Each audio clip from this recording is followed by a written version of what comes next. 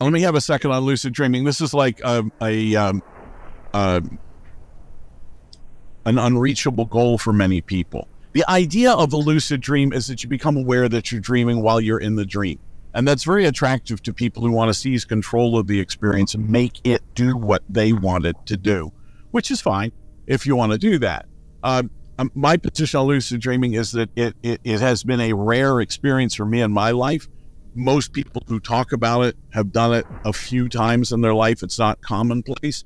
And that doesn't mean that there aren't people in the world who lucid dream on a regular basis. There are some activities you can do. There's some daytime things you can do that would help lucid dreaming. One of the things I recommend to everybody is a few times during the day, stop what you're doing, look around, and drink up all the senses. In that right at this instant, just be as completely in this instant as possible.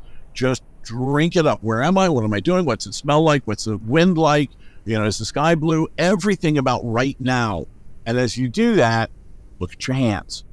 So you make a little mental habit of stopping to look around and look at your hands. Now, many people report that that little activity done during the daytime on a regular basis, a couple of times a day, to stop, look around, drink it all in, look at your hands, be here now, be as present as you can with the instant.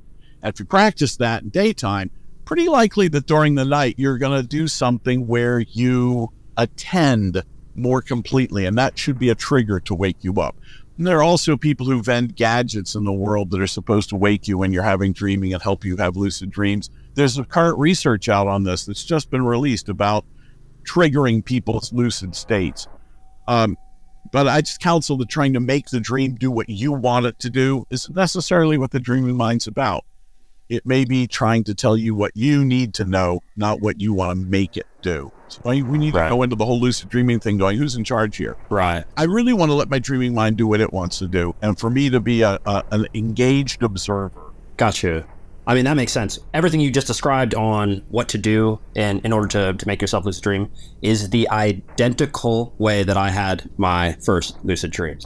I don't remember now because, you know, when you have you get a little interest in dreaming, things like this, you read a whole bunch of books. And now, by now, I can't even remember all the books that I read. Robert Wagner, I can remember at least one of the authors of the guys, but I've read so many. And that was, by and large, and I believe they called them reality checks in that sense, throughout the day, just obviously looking at your hands. Yep. And it happened the exact same way you said. It was, you know, I can't remember how long it took me. Not very long, to be honest. Way shorter than you would think when you set out on this. And it was just that. I was out someplace and boom, I'm looking at my hands and I realized, hey, this is not, you're asleep. Like you went to sleep like 20 minutes ago. Right. So, you know, it's very fascinating. I think you're probably onto something with the fact that trying to control and muscle your dream into the right way is probably not the best way to go about it.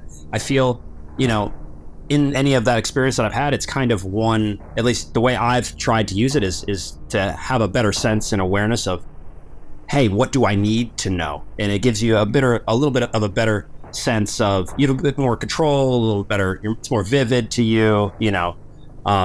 So yeah, I find that incredibly cool. Okay, all of that said, let's just add in so that everybody knows that we're sane and sober here, that if you do find yourself lucid dreaming, it is wickedly good fun to go make yourself go do things in your dreams. I'm not going to deny that. It's totally fun. And let us, side note here, no one ever gained weight from the food they ate in a dream. No one ever got pregnant from the sex they had in a dream. I like that one a lot. Yeah. Things were safer. Yeah, there's a lot of stuff you can do in your dreaming world that would be difficult or challenging in the real world. But in the dreaming world, you gotta kind of do almost anything. It's pretty much free space.